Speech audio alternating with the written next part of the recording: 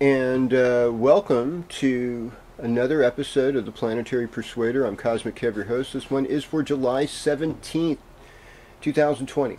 So what do we got? Well, I mean, if we were to look outside and look at the moon, we would find it in the constellation of Taurus today. And the part of Taurus that we'd find the moon in is the lunar mansion known as Rohini, but also moving into the other lunar mansion known as Mrigashira.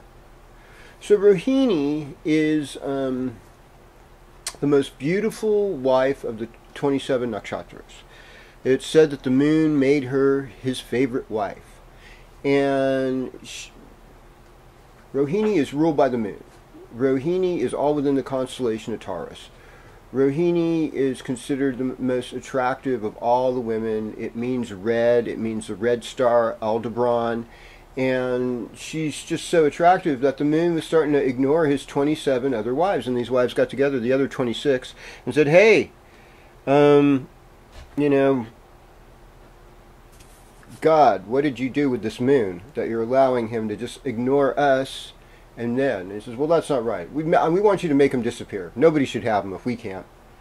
Oh, yeah, okay, I see your point there. I'll tell you what I'll do. I'll make the moon disappear, and then it'll come back again. It's going to wax, and it's going to wane. And so that's the waxing, wane, moon story and Rohini. But Rohini is just, she's so graceful. She's so awesome. She's so sexy. She's so foxy. You want to be with her. And then after that, we go into Mrigashira. And Mrigashira, you know, she's more like the wanderer, you know, and she's having to run away from a rough situation of some lustful father, and ends up, he gets his head chopped off. She's like a deer, and that's the deer's head nakshatra. And that'll be tonight, and that'll be, you know, Saturday morning. And then we're going to go into Ardra, which is like wailing, Saturday afternoon. And then we have, oh my gosh, we have a new moon. And this new moon is on Moon Day, which is Monday, in the constellation of Cancer. And it's in the lunar mansion or nakshatra known as Pushyama. And Pushyama is benefic. Pushyama is nurturing. Pushyama is the udders of a calf. And I really feel like this cycle there's going to be a lot of forgiveness. But there's also going to be this wanting to adhere to the rules, because there's like this. Pushyama is ruled by Saturn. Its ruling deity is Brihaspati, and so this is part of this new moon that we have coming on. Now, yeah, in Western astrology, it's a Cancer new moon. Okay, pretty close to Leo, but Cancer new moon. But Jupiter and Cancer have a really good relationship, and this is where Jupiter is exalted. So its ruling deity is Brihaspati, guru to the gods. There can be priestly inclinations, but almost any planet that falls in Pushyama nakshatra, it gets softened. So in the Western horoscope, Pushyama is probably the early degrees of Leo, later degrees of Cancer. That's, you know, we'll just do it that way. So, and the rest of the horoscope's mostly Western approach, of course, but I can't help but get into my other knowledge here. Let's move forward here, starting with you, Aries. So greetings, Aries. Welcome to your horoscope. How do we want to say this? I mean, you have more energy than usual. Mars is in your first house. So there's this impulse. Mars is also with Chiron, the wounded healer. You know, and there's a lot of things that men have to heal within themselves so we can move on to another paradigm. And it's also how we use aggression in the world. And really the best way to use aggression is Mars is ostensibly Lord of the Earth. It's like go out in the garden, dig up some weeds, you know, prune the trees and bushes in the wintertime, and, you know, do everything in accordance with season. And use your physical energy either with working the earth for your food or with agriculture. And rather than get in a fight, it would be better to be a hunter, you know, in some ways.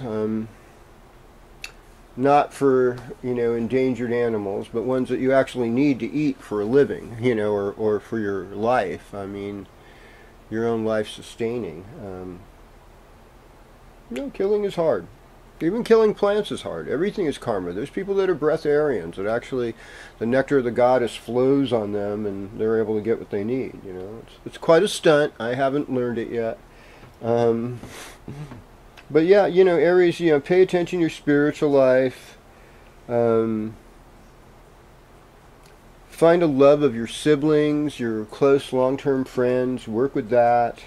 And you're moving to a place where you're like loving your family, loving your mother, finding where your comfort zone is, who's your tribe, who's your family.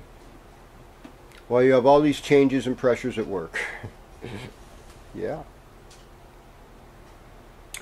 Well, greetings, Taurus, and welcome to your horoscope. When it comes to Uranus being in the first house, we'd say nothing's really that predictable. But Uranus wants movement and energy, and Taurus is fixed Earth, so it's about as little movement as you're going to get. You know, it doesn't want to... And the other part of it is, like, you might have a radical idea that you get fixated on. And it's like, oh no, it's got to be this. It's my way or the highway.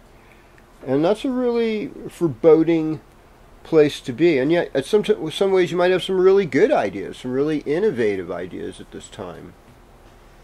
I mean, I think the Volkswagen came out when Uranus was in Taurus. I don't want to really get into the cultural, socio-political, you know, things of that.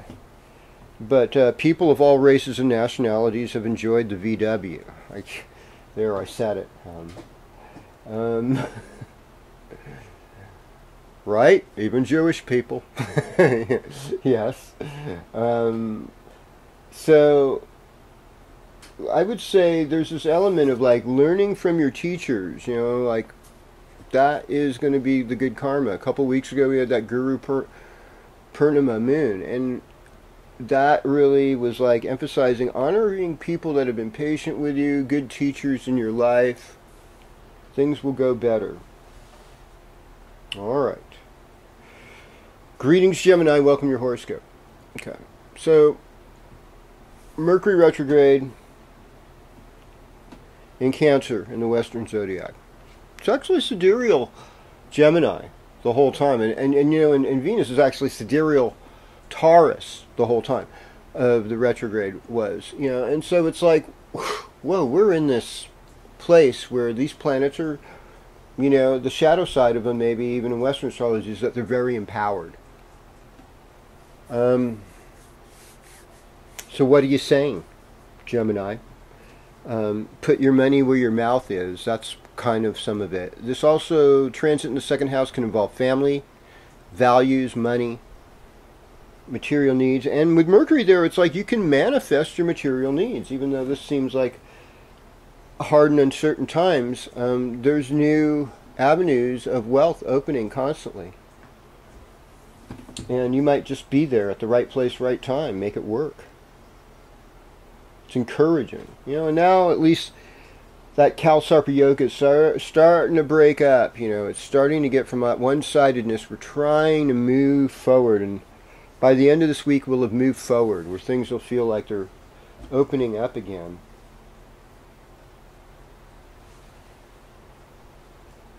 Well, greetings, Cancer, and welcome to your horoscope. Okay. I understand that you're a feeling-oriented person, and if you're having a birthday this week, I want to wish you all a very happy birthday. So that would mean you were born up until Wednesday. You could still be Cancer. Thursday, not too much chance unless you were born in the Orient a long time ago. Because the Sun this week is going to move into Leo.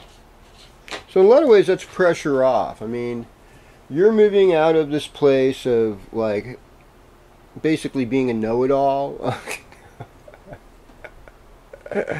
And yeah, I know your friends, if they're watching this, are laughing. And you're in your heart, you know, and it's like you've been celebrating life even though it hasn't been as celebratory necessarily as usual. Because why? Because, like, look at it. Opposite Cancer, there's this Jupiter, Pluto, Saturn in Capricorn. It is not fun. You know, it is not enjoyable. It makes my heart hurt. Things have to be wiser. Things have to be done with transparency. Because every little detail can be illuminated and exaggerated and blown up and done whatever we want to do with it to hurt somebody, because that's the kind of world we live in now.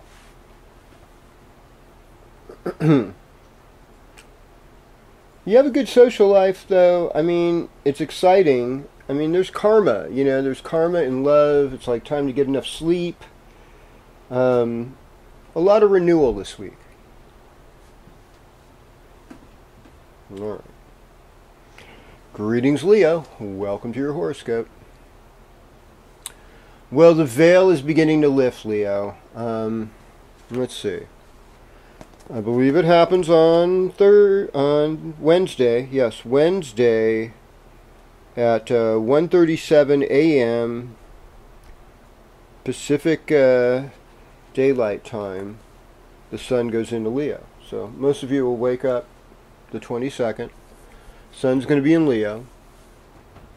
And this is a time for you to break out again. It's like that, all that 12th house feeling of loss, that feeling of pressure. Well, you know, the pressure's starting to back off a little bit. It's starting to ease, you know. It's gassing off. It's psst. Not so much pressure on Leo. I mean, there is a lot of work. Don't get me wrong. You got Saturn in the 6th house there with Jupiter and Pluto. It's like we need a miracle sometimes, you know, and do what you can to facilitate the miracle. The miracle of life, better health for you, better health for your pets. Uncles and aunts may be visiting. You're wanting to travel a little bit. You're feeling it, and you're really, you need this break. You need this time, you know, for yourself to take action. Well, hello, Virgo, and welcome to your horoscope. So, you know, the Mercury retrograde fiasco is over now for about a week. You're starting to just kind of recover from that. And, you know, Sun's going to move into your 12th house this week. So it's like, this is like the time for Virgos to lay low. For the next 4.5 weeks, all the Virgos, you're just going to have to chill. And like the best thing to do, I find, is like if you can go on a nature vacation, get out in the wilderness, but give yourself a lot of quiet time. You know, give yourself that alone space. Give yourself that space to really feel your heart and nurture your heart, because that's what needs to go. This is a very critical time, and people are just criticizing, blah, blah, blah, blah, blah. I think, you know, we might have given a little too much power to our corporate overlords and government and big pharma and all these people. You know, they might have a little bit more power than they deserve. And there may have been too much trust placed blindly in that. I mean, that's probably an understatement, you know. Anyhow, we got to decolonize our brains and get to that raw, pure self before all these strange distinctions existed.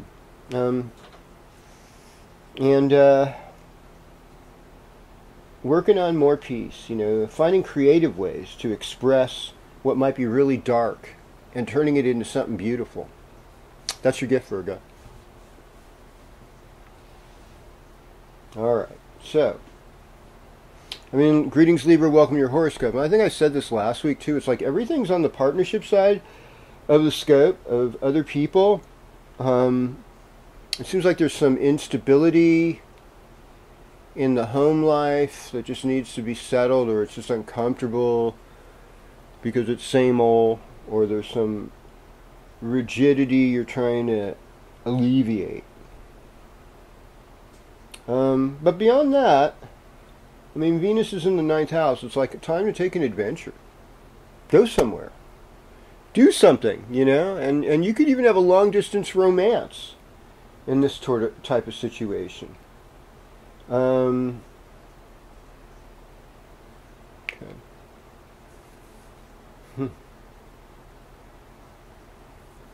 So, Venus direct in Gemini, Mercury in direct in Cancer, Sun moving in the 11th house, so maybe a little bit less work responsibility, a little more time for socializing and getting together with friends. I think that's happening, and it's like kind of working on your family stuff, your roots, your inner happiness. Okay. Well, greetings Scorpio, welcome to your horoscope. Oh, we can have fun with this, can't we? Yeah. Yeah, well, I mean, okay, so it's like Cancer time, it's the 9th house, higher learning, the guru, good teaching, learning stuff. Leo time. You're going to have to perform. You're going to have to show people what you're made of. That can be a little bit difficult. And part of it is also working out your karma. You know, how you work out your karma. You know, you have karma in the 10th house is sort of like your relationship to Saturn. You know, your relationship to long-term goals that may be difficult, that may take a lot of 3 steps forward, 2 steps back to get there. You're still making progress. It's just frustrating kind of progress. And it can be depressing, and it can be anxiety deriving. Mostly partnership stuff.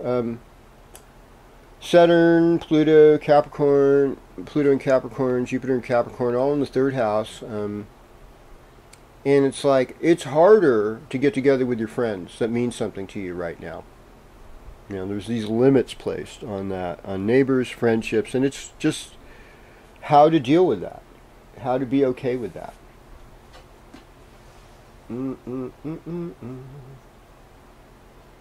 Well, greetings Sagittarius, and welcome to your horoscope. Okay. So Jupiter's still retrograde in Capricorn. And somebody's behaving like Sagittarius. In the sidereal Vedic, it is in Sagittarius. So if you're late Sagittarius, especially, you know, born after the 15th, 16th, that's probably benefiting you. And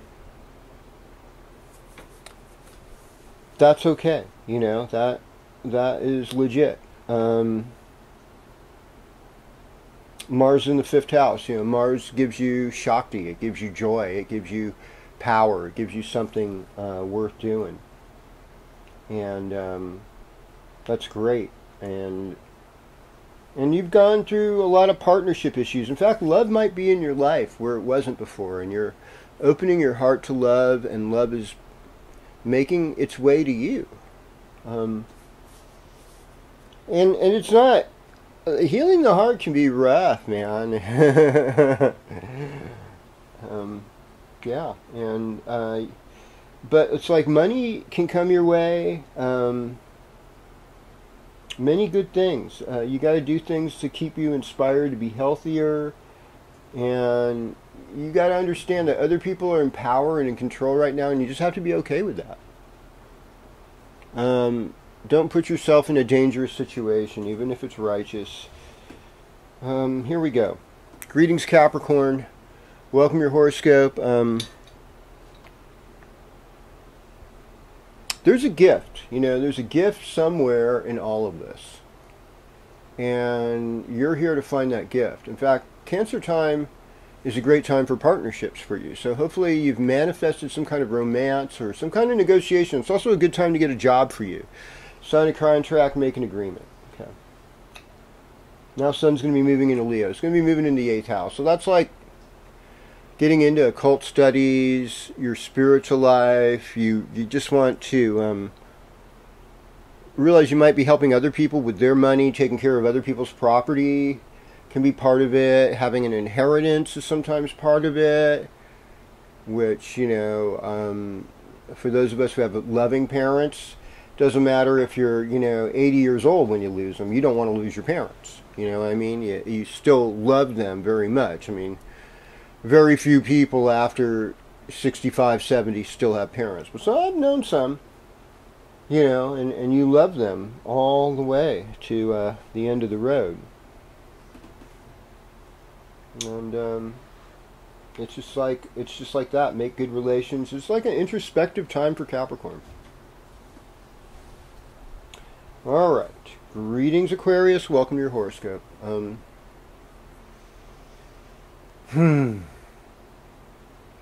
Shivaya. Yeah. Well, I mean, Cancer time has been like working on health issues. And we're going to go into Leo time, and that's going to be working on partnerships. It's going to be opening up your heart. Now, let's talk about this new moon. You know, this new moon, it's about that link between good karma, work karma yoga, and making partnership, and having a place to rest.